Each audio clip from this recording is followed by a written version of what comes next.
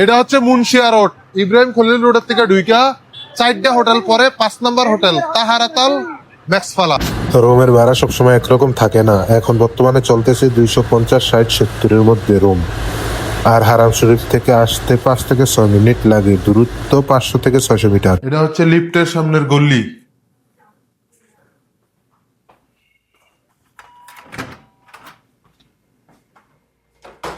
খুবই পরিষ্কার হোটেলটা। এই যে এখানে হাত ধোয়ার জায়গা আছে, এটা হচ্ছে ওয়াশরুম, আর এটা হচ্ছে রুম। 5 বেডের একটা রুম।